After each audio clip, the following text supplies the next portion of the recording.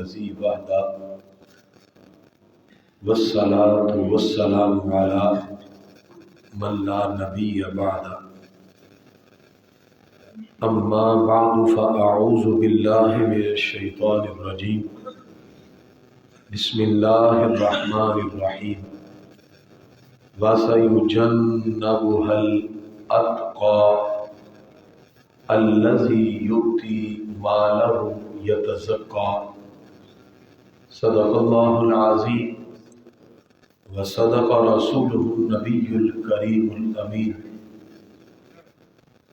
قال النبي صلى الله تعالى عليه وسلم أصحابي كالنجوم فبأيهم اقتديتم اهتديتم أو كما قال النبي صلى الله عليه وسلم إن الله وملائكته يصلون على النبي يا أيها الذين آمنوا صلوا عليه وسلموا تسلیما۔ محبت سے درود پاک پڑھیے۔ الصلاۃ والسلام علیک یا سیدی یا رسول اللہ وعلی آلک واصحابک یا سیدی یا حبیب اللہ۔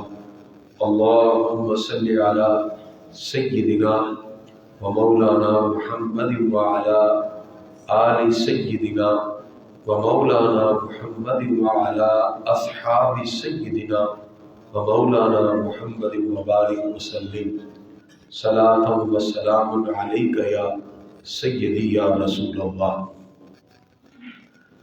صدیق عکس حسن کمال محمد است، صدیق عکس حسن کمال محمد است، فاروق ذل جاہ و جلال محمد است، عثمان ضیاء شمع جمال محمد است، حیدر بہار باغ خصال محمد است، ایمان ماں اطاعت خلفائے راشدین، اسلام ماں اطاعت آل محمد است صلی اللہ تعالی علیہ وسلم۔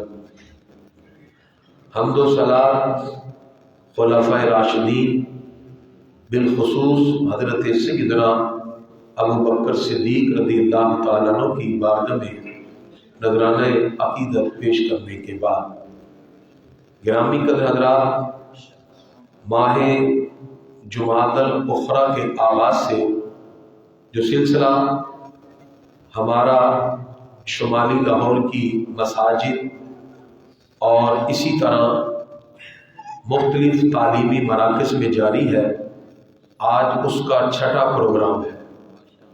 اس سے قبل 5 پروگرام ہو چکے ہیں، اور ہم چونکہ نماز عشاء کے فوری بعد ایک تلاوت نعت اور منقبت کے فوری بعد خطاب شروع کر دیتے ہیں، سردی کا موسم ہے۔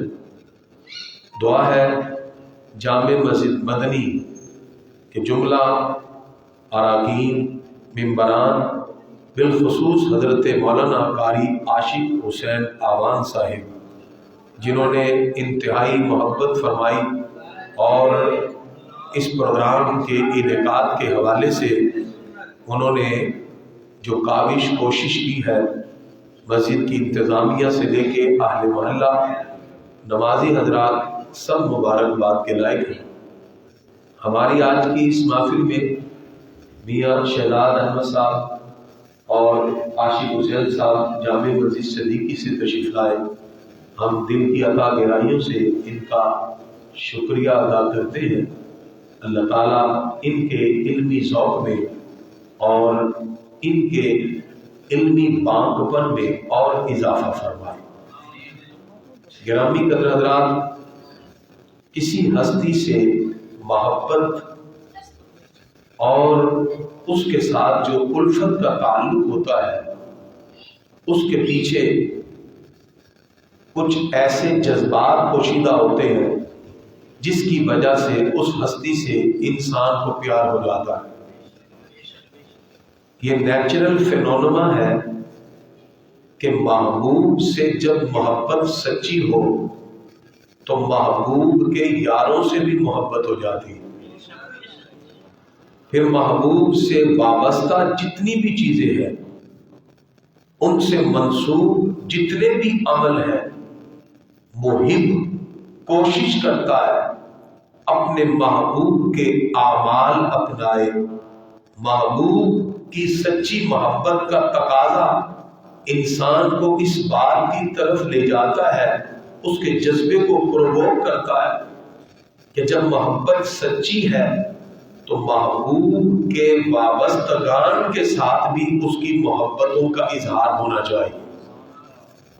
اس لیے الحمدللہ ہم محبت رکھتے ہیں حضور صلی اللہ تعالی علیہ وسلم سے، اور کائنات کی ہر محبت سے بڑھ کر ہماری عقیدت و محور کے مرکز مکین گنبد خضرا جناب محمد رسول اللہ صلی اللہ تعالی علیہ وسلم۔ جس وقت ہم یہ دعویٰ کرتے ہیں، اور ایمان کا کمال ہی یہ ہے کہ انسان جو اپنی بائی نیچر محبتیں ہیں، اولاد ہے، والدین ہے، انسان کے ریلیٹیو ہیں، دولت، پیسہ، مقام، یہ سب چیزیں، ان کو ثانوی حیثیت میں رکھے اور سب سے مقدم حضور صلی اللہ تعالی علیہ وسلم کی ذات کو رکھے کہ جن کے صدقے اللہ نے یہ کائنات کی ساری چیزیں ہمیں عطا فرمائیں۔ اس محبت کا تقاضا یہ ہے، پھر جو محبوب کے یار ہیں، محبوب کے وہ صحابہ جنہوں نے خون جگر سے شجر اسلام کو آبیار کیا، جنہوں نے حضور صلی اللہ تعالی علیہ وسلم کی معیت میں دین اسلام کی ترویج و اشاعت کے لیے جانی، مالی اور اپنی جو قربانیاں پیش کی، تقاضا یہ ہے کہ ہم ان کی ان عظیم قربانیوں کو یاد کریں، ان کے عظیم کردار کو خراج عقیدت پیش کریں، ان کا حضور صلی اللہ تعالی علیہ وسلم کی جاں فشانی میں جو عظیم کردار رہا، اس کردار کو آج کی نوجوان نسل کے سامنے اس طرح پیش کرے کہ آج کی نوجوان نسل اس بات کو جانے کہ تاریخ اسلام میں ہمیں وہ عظیم ہستیاں اللہ نے عطا فرمائی جن کا ایک ایک لمحہ رسول اللہ صلی اللہ علیہ وسلم کی رضا کے لیے گزرتا تھا، جو سرکار کے ایک اشارے پہ اپنا سب کچھ قربان کرنے کے لیے تیار ہو جاتے تھے، جنہوں نے کبھی ظاہری طور پر اپنے رشتوں، اپنے مفادات اور اپنی دولت، پیسہ اور اپنی ان تمام کی تمام عقیدتوں کو کبھی بھی پیش نظر نہ رکھا۔ محبوب کا اشارہ ہو جائے، وہ اپنا سب کچھ قربان کرنے کے لیے تیار ہو جائیں۔ وہ عظیم ہستیاں جن کے بارے میں اللہ قرآن مجید میں فرمائے وَكُلًّا وَعَدَ اللَّهُ الْحُسْنَى، ہم نے ہر ایک سے جنت کا وعدہ کر لیا ہے۔ صحابہ کرام جو اطاعت میں، محبت میں حضور صلی اللہ علیہ وسلم کی بارگاہ میں حاضر ہو کر اپنا سب کچھ قربان کرنے کے لیے تیار ہے، ان پاک ہستیوں کا جب ہم ذکر کرتے ہیں تو ہمارے دل حضور صلی اللہ علیہ وسلم کی محبت سے لبریز ہوتے ہیں، حضور صلی اللہ علیہ وسلم کی نظر رحمت ہوتی ہے کہ یہ میرے پاک صحابہ کا ذکر کر رہے ہیں۔ حضور اکرم صلی اللہ تعالی علیہ وسلم آپ کی بارگاہ کا قرب پانے کا ایک مؤثر ترین ذریعہ یہ ہے کہ سرکار کے پیاروں کا ذکر کریں تو محبوب کی نظر رحمت بھی ہماری طرف ہو جاتی ہے۔ یہ سلسلہ جو ہمارے اسلاف نے شروع کیا، حضرت علامہ سید طالب حسین شاہ صاحب گردیزی علیہ رحمہ، حضرت علامہ قاری کریم الدین سیالوی علیہ رحمہ، مولانا محمد ایوب ہزاروی علیہ رحمہ، اور ہمارے مشائخ میں خواجہ محمد شفیع نظامی صاحب، بالخصوص یہ صحرا سجتا ہے چودھری محمد صدیق سیکٹری صاحب جو یہ گلدستہ سجانے کے لیے علماء سے رابطہ کرتے۔ یہ بزرگ اب اس وقت تو دنیا میں نہیں ہے، اور مجھے یقین ہے آج وہ عالم برزخ میں انتہائی مسرور ہوں گے، اس لیے کہ ہم نے یہ جو سلسلہ جمعرات سے شروع کیا، آج الحمدللہ اس کا چھٹا پروگرام ہو رہا ہے۔ شمالی لاہور کی مساجد، دیگر اداروں میں ہر طرف یہ نعرہ گونج رہا ہے، گلی گلی، نگر نگر، ابو بکر مصطفیٰ کا ہم سفر ابو بکر، لٹایا جس نے اپنا گھر ابو بکر، ہے جن کے چرچے عرش پر ابو بکر، ابو بکر ہے جن کے چرچے فرش پر ابو بکر۔ اس پاک ہستی کا ذکر ہم اس لیے کرتے ہیں ہر امتی یہ سمجھے اس کا ایک ایک بال حضرت ابوبکر صدیق کے احسان تلے دبا ہوا ہے، کیونکہ اتنے احسانات ہیں آپ کے فضائل اور مناقب کا جب ہم انالیسس کرتے ہیں، اللہ تعالیٰ نے آپ کی ذات میں بے شمار خوبیاں پیدا فرمائی، اور آپ حضور اکرم صلی اللہ تعالیٰ علیہ وسلم کے وہ سچے وفادار ہیں کہ جن کے بارے میں حضور اکرم صلی اللہ تعالیٰ علیہ وسلم بھی محفل سجا کر صحابہ کو اپنے پیارے صدیق کے فضائل بتاتے ہیں۔ یہ حضور صلی اللہ علیہ وسلم کا عمل صحیح بخاری میں موجود ہے، کیونکہ صحابہ کرام کے مابین بھی اکثر اختلاف ہو جاتے تھے، اور یہ نیچرل بات ہے، ڈفرنٹ رائے کا ہونا تو کوئی ایسی بات نہیں۔ میں نے پچھلے دن ایک آرٹیکل پہ کام کیا، اختلاف رائے کے نبوی طریقے۔ اختلاف رائے کا پیدا ہو جانا کوئی بڑی بات نہیں۔ آج جو ہم ایک دوسروں سے دست و گریبان ہو گئے، ایک دوسروں کی عزتوں کو اچھالنا ہمارا مشغلہ بن گیا، اس کی وجہ یہ ہے کہ ہمیں تو اختلاف رائے کرنے کا بھی طریقہ نہیں پتا۔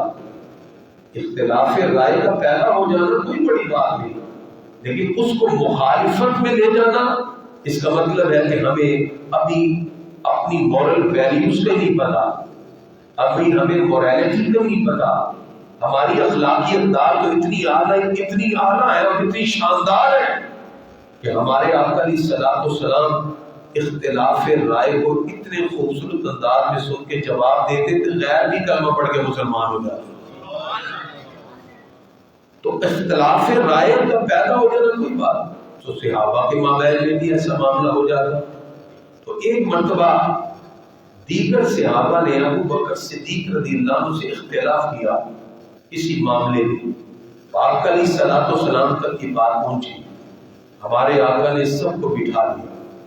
آج جو محفل سجی ہے اس کا عنوان ہے شان صدیق اکبر، اور خطاب کرنے والے ہیں جناب محمد رسول اللہ صلی اللہ علیہ وسلم، اور حدیث صحیح بخاری، سامعین صحابہ ہیں، خطاب کرنے والے کونین کے والی ہیں، اور محفل کا عنوان ہے شان صدیق اکبر۔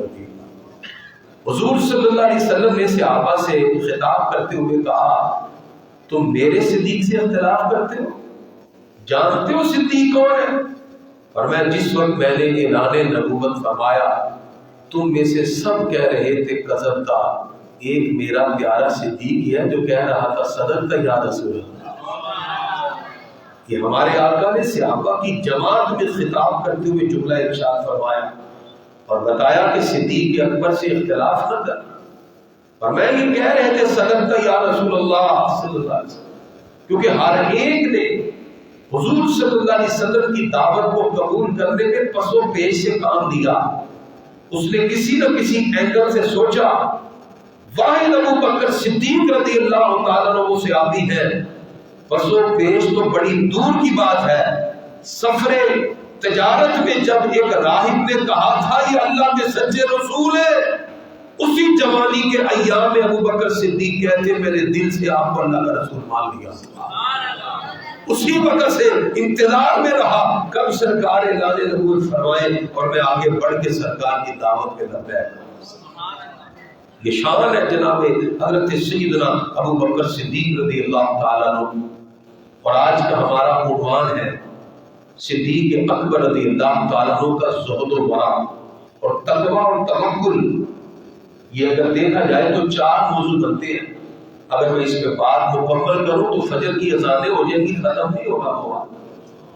ان کا زہد ایک الگ ٹاپک ہے، ان کا ورع ایک الگ ٹاپک ہے، ان کا توکل ایک الگ موضوع بنتا ہے، ان کا تقوی اور پرہیزگاری ایک الگ موضوع بنتا ہے۔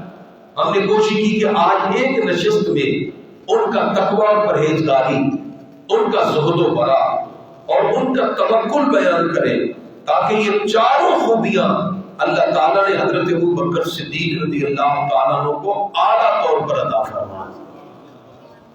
حضرت سیدنا ابو بکر صدیق رضی اللہ تعالیٰ عنہ جو ان خوبیوں اور محاسن سے متصف ہوئے، اس کی ایک بڑی وجہ ان کو بچپن سے ہی حضور صلی اللہ علیہ وسلم کا قرب نصیب ہو گیا۔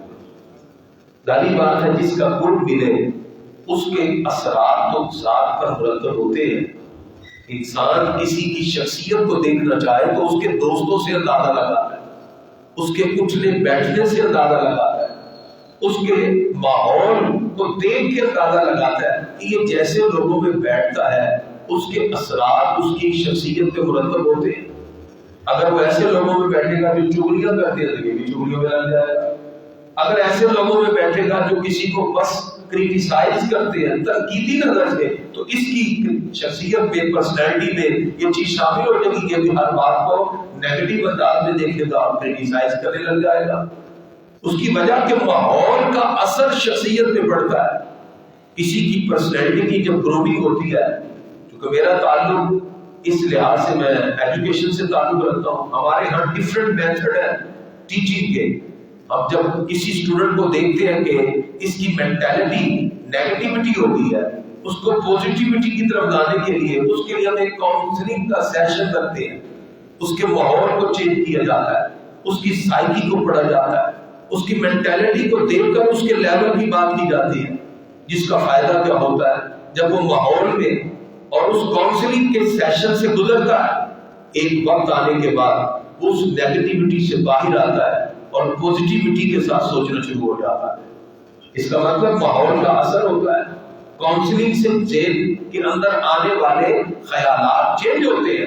یہ تو میں آج کے پیرامیٹر بتا رہا ہوں جو ہم ڈفرنٹ جو سائیکیٹرسٹ ہیں ان کے میتھڈ کو دیکھ کر اس کے اوپر اپلائی کر دیتے ہیں۔ قربان چاہیے کونین کے والی جن کو پڑھایا خود پروردگار نے۔ اللہ فرماتا ہے الرحمن علم القرآن، رحمان ہے جس نے اپنے محبوب کو قرآن سکھایا۔ آج کچھ شخص کہتا ہے میں آکسفورڈ کے وی سی سے پڑھ کے آیا ہوں، لہذا میرے پاس جو ڈگری ہے یہ ویلڈ ہے، میں صرف ڈگری ہولڈر نہیں ہوں، میں پریکٹیکلی پرفارم کر کے دکھا سکتا ہوں کیونکہ آکسفورڈ کے وی سی سے میں نے پڑھا۔ اس کا مطلب جو کسی اچھی یونیورسٹی کا ڈگری ہولڈر ہو اور پرفارمنس میں اس کے پاس اس کی پریکٹسز موجود ہو، وہ امپلیمنٹ کر سکتا ہے، تو وہ اپنے علم پہ ناز کرتا ہے۔ قربان نہ جائے اس محبوب پر جن کو پڑھانے والا پروردگار ہو، سکھانے والا رب قدوس ہو، اور ان کا سب سے زیادہ قرب پانے والے حضرت ابو بکر صدیق ہیں جو اس قرب کی وجہ سے حضور صلی اللہ علیہ وسلم کے اوصاف کو اپنے دامن میں رکھنے والے ہیں۔ وہ پھر خوبیاں ان میں پیدا ہوئی جو مزاج شناس بھی تھے، جن میں زہد بھی تھا، جن میں تقوی بھی تھا، جن میں پرہیزگاری بھی تھی، جن میں توکل بھی تھا، جو اللہ کی ذات پر اس انداز میں توکل اور بھروسہ کرنے والے ہیں۔ اگر پرہیزگاری کی بات کریں تو سب سے اعلیٰ، اگر زہد کی بات کریں تو سب سے اعلیٰ۔ اللہ تعالیٰ نے قرآن مجید فرقان حمید کے متعدد مقام پر تقوی اور پرہیزگاری کا حکم دیا ہے۔ مثلا سورہ آل عمران میں اللہ تعالیٰ ارشاد فرماتا ہے یا ایھا الذین آمنوا اتقوا اللہ حق تقاته، اے ایمان والو اللہ سے ڈرو جیسا اس سے ڈرنے کا حق ہے، ولا تموتن الا وانتم مسلمون، اور جب مرو تو حالت اسلام بھی مرو۔ اس کے اندر پہلے حکم دیا اتقوا اللہ، اللہ سے ڈرو۔ اچھا ڈر دو طرح کا ہے، ایک ڈر میں خوف ہوتا ہے، آپ اندھیرے سے ڈرتے ہیں، بچے لیزر سے ڈرتے ہیں، یہ ڈر خوف والا ہے۔ اللہ سے جو ڈر ہوتا ہے اس میں محبت شامل ہوتی ہے، اس میں خوف نہیں ہوتا، اور یہی ایمان ہے۔ ہمارے دل میں اللہ کا ڈر ہے کہ پروردگار کی پکڑ بھی ہو سکتی ہے، اور پھر امید بھی ہے کہ اللہ معاف بھی کر دے گا۔ بس اسی ڈر اور امید کے درمیانی کیفیت کو ایمان کہتے ہیں، یہی درمیانی کیفیت۔ اب توجہ رکھیے گا، اس درمیانی کیفیت کو میں ابو بکر صدیق رضی اللہ عنہ کی ہستی سے انالیسس کروں گا، رزلٹ آپ خود نکالیے گا۔ اب ڈر اور امید کی درمیانی کیفیت ایمان ہے۔ ڈر بھی ہے، اور اس کے ساتھ ساتھ اللہ تعالیٰ کا چونکہ حکم ہے اتقوا اللہ، اللہ سے ڈرو۔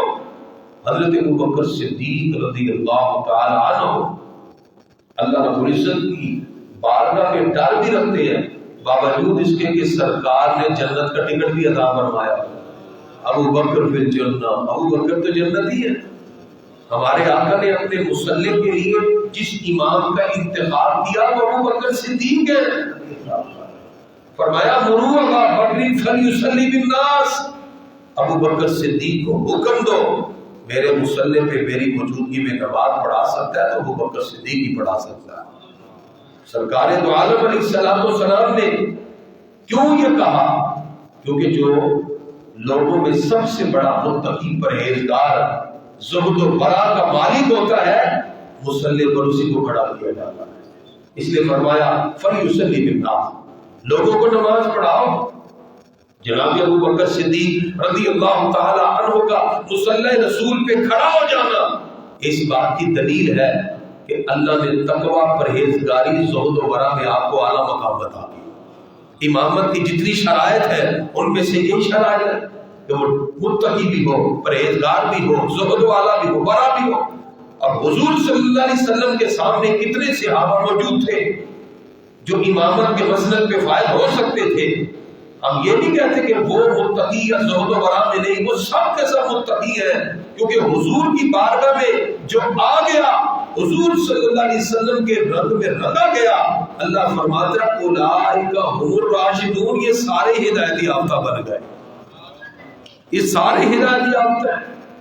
لیکن اس میں کوئی کمال درجے کا بھی تو ہوگا نا، درجے تو پھر ہے، اور یہ منصب، یہ درجہ آپ نہیں بتا سکتے، کیونکہ تقویٰ یہ نظر آنے والی چیز ہی نہیں ہے۔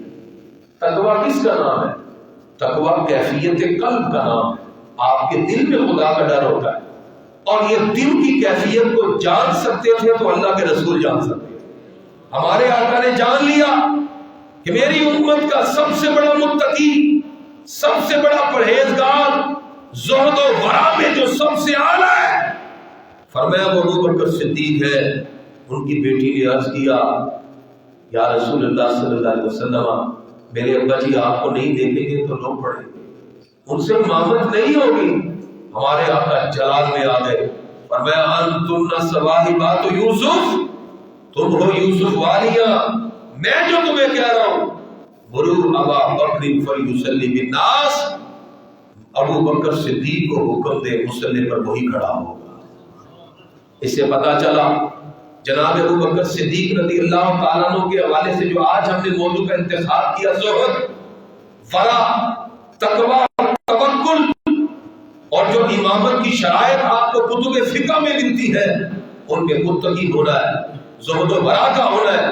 اللہ تعالیٰ نے یہ تقوی، زہد و ورع کے اعلیٰ ترین منصب پر ابو بکر صدیق کو فائز کیا، اس لیے کہ نگاہ مصطفیٰ دیکھ رہی تھی، نگاہ نبوت دیکھ رہی تھی کہ میری امت میں جو اس وقت جماعت صحابہ میں سب سے بڑا متقی ہے وہ ابو بکر صدیق ہے، اور وہی مصلی امامت پہ کھڑا ہوگا۔ اب میں یہاں ابو بکر صدیق کو مخاطب کر کے کہتا ہوں، واہ ابو بکر صدیق، آپ کے تقوی اور پرہیزگاری کی کیا بات ہے۔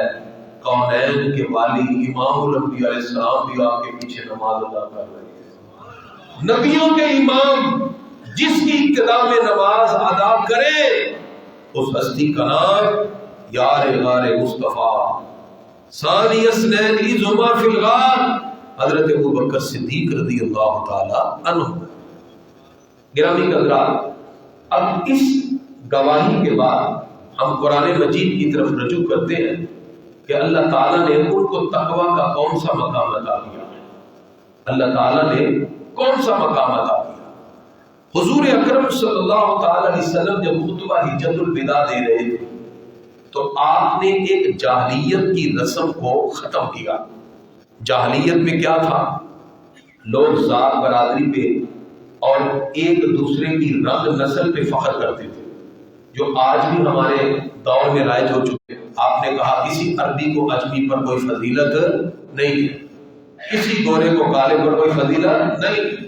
فرمایا ہاں، ہمارے ہاں فضیلت کا ایک ہی معیار ہے، اور کیا ہے؟ فرمایا ان اکرمکم عند اللہ، سے بات کرنے والے کی نہیں سنی جاتی، اونچی آواز سے شور مچا کے جھوٹ بولنے والے کی ساری سنتے ہیں۔ یہ ہمارے مزاج بن چکے ہیں۔ تو ان پاک ہستیوں کے ذکر کا ایک مقصد یہ بھی ہے کہ ہم ان بات کو سمجھیں کہ جو زہد و ورع اور تقوی میں اعلیٰ ہے اسی کو معاشرے میں عزت دی جائے، دولت پیسہ اور منصب کی وجہ سے کسی کو عزت نہ دی جائے۔ اب قرآن پاک نے جو ہمیں معیار دیا، فرمایا ان اکرمکم عند اللہ اتقاکم، فرمایا اللہ کے ہاں سب سے زیادہ عزت والا وہ ہے جو اتقا ہے، جو سب سے بڑا متقی ہے۔ جو سب سے بڑا کیا ہے؟ سارے بولیے، متقی ہے۔ عربی میں اس کو کہتے ہیں اتقا۔ جو سب سے بڑا متقی ہے اس کو عربی میں کیا کہتے ہیں؟ اتقا۔ ٹھیک ہے جی؟ اب قرآن مجید فرقان حمید کی آیت سے پتہ چلا جو سب سے بڑا متقی اور اتقا ہے وہ اللہ رب العزت کی بارگاہ میں سب سے زیادہ عزت والا ہے۔ اب ہم اس کو جاننے کے لیے قرآن کی طرف آتے ہیں۔ سورۃ اللیل 30واں پارہ آیت نمبر 17۔ جی آیت نمبر کون سی ہے جی؟ 17۔ سورت کون سی ہے جی؟ سورۃ اللیل۔ پارہ کون سا ہے؟ 30واں۔ ٹھیک ہے، یہ یاد رکھنا ہے۔ ٹھیک ہے، ہمارے بامقصد پروگرام ہے، ہم صرف نمود و نمائش والے پروگرام نہیں، ہم تو سمجھانے کے لیے آپ یہ پروگرام کر رہے ہیں۔ آیت نمبر کون سی ہے جی؟ 17۔ پارہ کون سا ہے؟ 30۔ سورت کون سی ہے؟ سورۃ اللیل۔ اب آپ سے کوئی پوچھے کہ ابو بکر صدیق رضی اللہ عنہ کا ذکر ہی کیوں کر رہے ہیں؟ انہیں کہ اس لیے کہ اللہ کی بارگاہ میں آپ سب سے زیادہ عزت والے ہیں۔ نبیوں رسولوں کے بعد اللہ نے اس امت میں جس ہستی کو سب سے زیادہ عزت والا بنایا وہ ابو بکر صدیق ہے۔ وہ کہے گا جی کیسے؟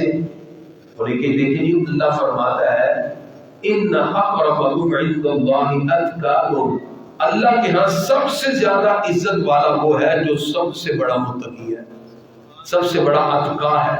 اور اتقا کون ہے؟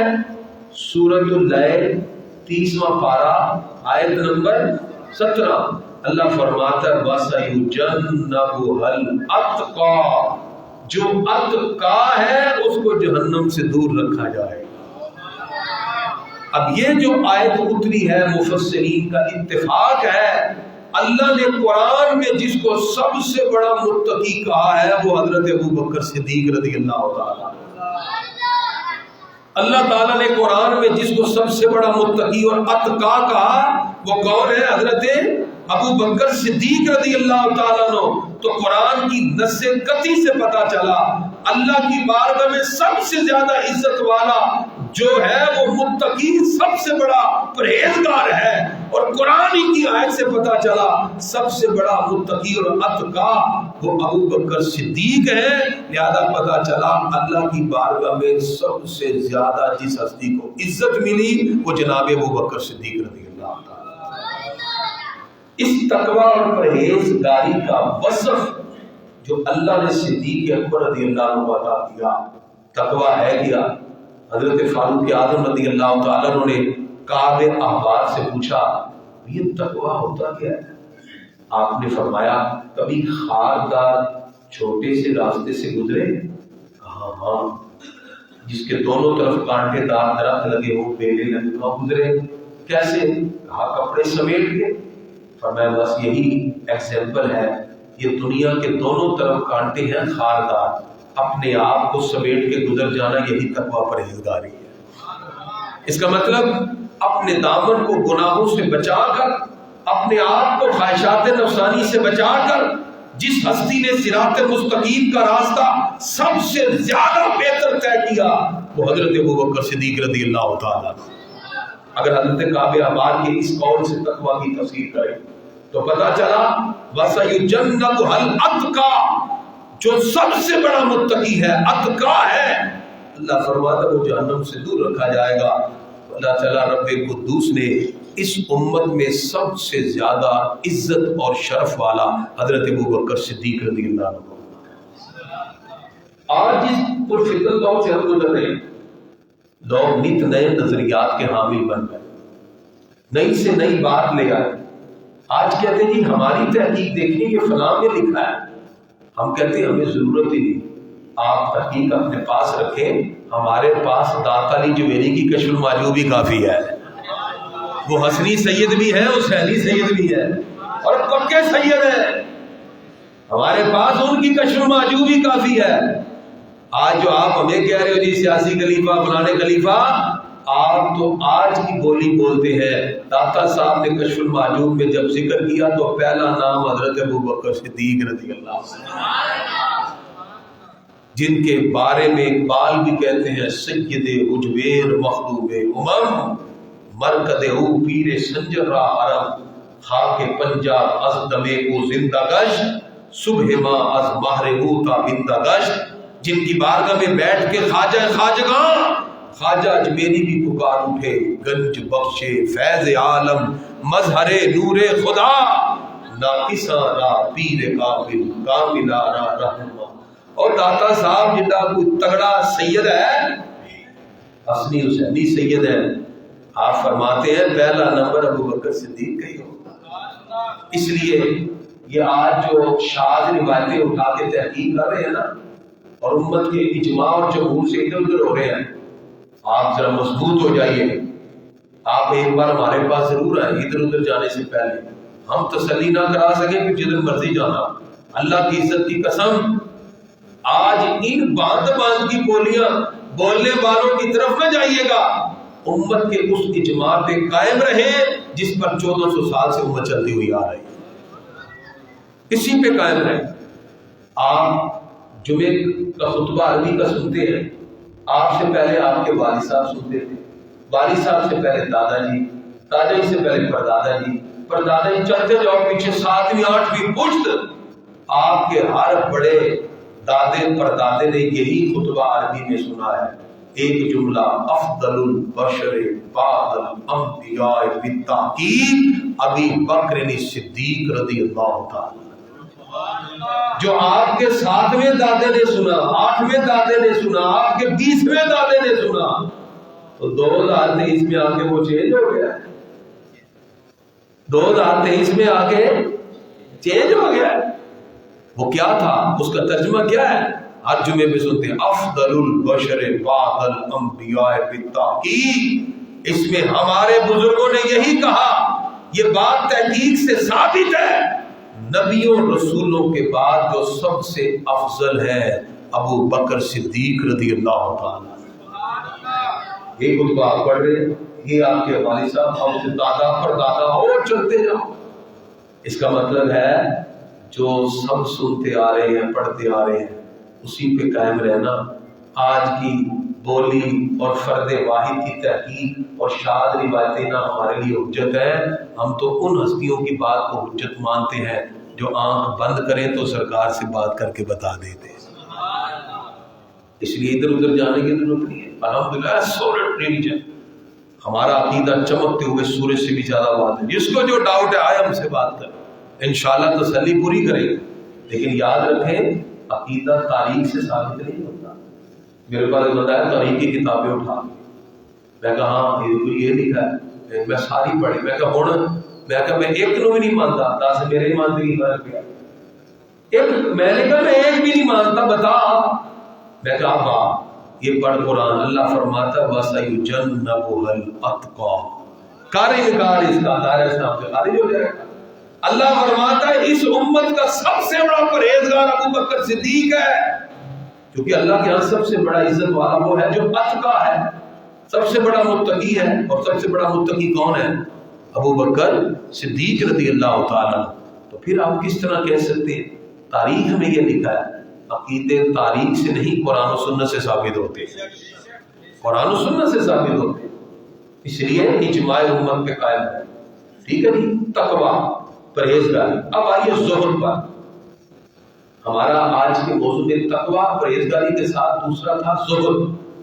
زہد ہے دنیا سے انسان کا بالکل کسی بھی لحاظ سے دل میں کوئی ایسی خواہش نہ رکھنا، یہ جسے ہم استغناء نفس کہتے ہیں، صوفیاء کی اصطلاح، دل کا انسان کے دل میں اللہ کی محبت جاگزی ہو، رب قدوس کی اطاعت کا جذبہ ہو، دولت، پیسہ، مال، یہ سب چیزیں ایک طرف ہوں،